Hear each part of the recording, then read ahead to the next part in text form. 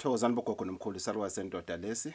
Welcome to Gogo Bathini Mbatha TV on YouTube. Please don't forget to subscribe and to press the notification button for more and more videos.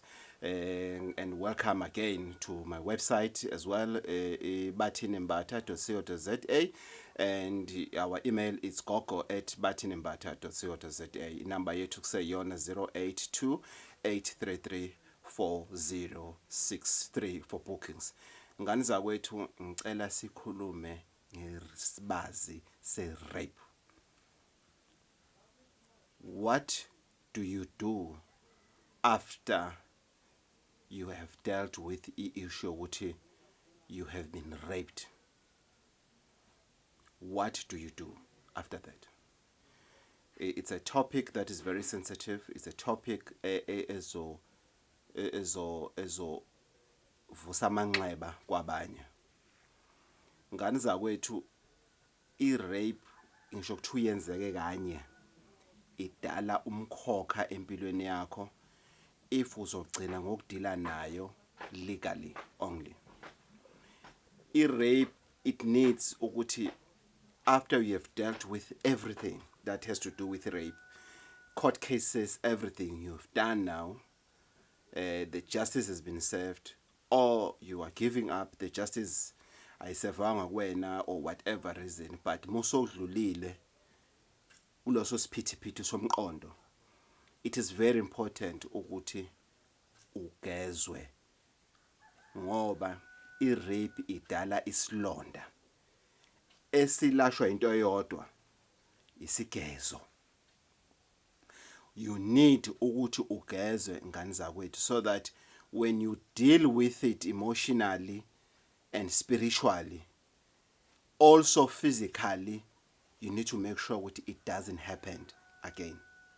Abanye uthola ukuthi umuntu unomkhokha wareje emncane wasusolana ohlaliswa kamamncane wareje ingane kamamncane wasusa kamamncane wahlala ka-aunty wareje indoda ka-aunty wasusalana ulokhuzana. Abanye nje umchilo wesidwaba.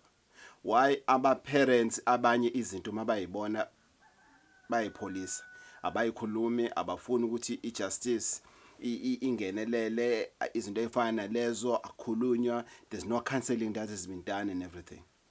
Lokho kudala ini? Kudala isilonda.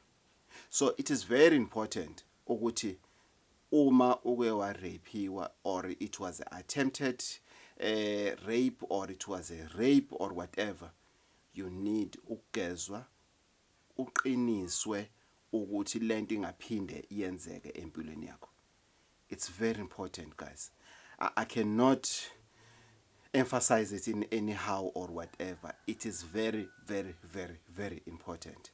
Ngoba uma urejiwe chaza ukuthi kunethunzi elimnyama phezu kwakho.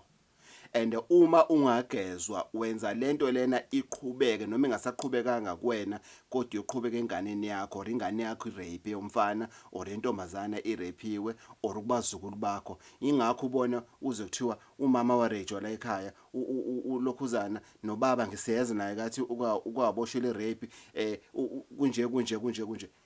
You need to stop that by what? By isimo sokugezwa. You need to go and consult whoever that you trust. Eksize umtshela ukuthi ngadlwengula. I've dealt with it emotionally. Kodwa ngizwe isalukwa sendoda sithi uma kwadlwengula uyakudinga ukugezwa kususwe ithunzi lokuthi umuntu adlalele kuwena ngokwesimo senyama physically.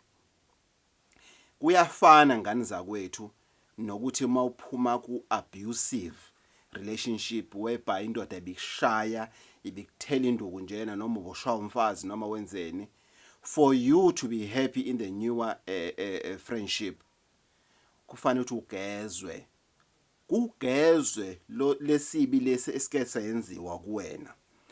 Whatever physical ekayenzeka empilweni yakho emzimbeni wakho ngokwe abuse, whether ukushaywa ku relationship, ukurejwa ukuthi njena mhlambe wena ukhule kini njena ba abusive ngalendlela ungashawa ngokwengane kodwa ukhule nje kuba abusive nje kini njena ukukhunywa ngenduku njena ushayise ngamawindi in uyakudinga ukuthi uthole isigezo esisusa amanxeba empilo. Kuthiwa amanxeba empilo uyawadinga ukuwageza amanxeba empilo, so that you don't become an abusive parent, so that you don't become a rapist, so that you don't become a murderer. Obvious, it's a standard lesike sayikhuluma yokuthi iqunga. Sike sakhuluma ngeissue yequnga. Ukuthi uma uke wabulala, uma uke wakhipha umphefumulo, uyakudinga ukuthi uligeze iqunga. Ngisho kuthiwa umuntu wabulala umuntu oyedwa, uyakudinga ukuthi ugezwe lokho, ukuthi kungaphinde kwenzeke even nasezukulwaneni esayidini lakho. So today we're talking deeply about the issue ye rape, about isilonda lesi onaso. Thola isigezo. It is very, very, very important.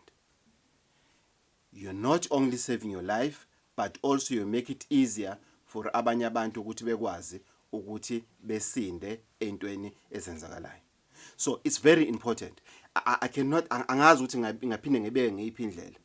Uma uke wa rape, uma uke wa rachwa, you need ukuthi ugezwe ngoba unesilonda sempilo engeke salashwa umuntu owenza icounseling. Esolashwa kuphela isimo sokuthi ugezwe. Ukuthi ugezwe waphike, it's up to you. You go la uthembele khona la wazi khona ukuthi bazokusiza. Isarwa sendoda lesugogo Bathini Mbatha. Ningakhohlwa inaba ama bookings 082 833 4083 082 833 4063. Apologies. 082 833 4063. Sarwa sendoda ugogo Bathini Mbatha, umavula kuvula emzini yamadoda. U-Auntie Usha, thokozani bogogo.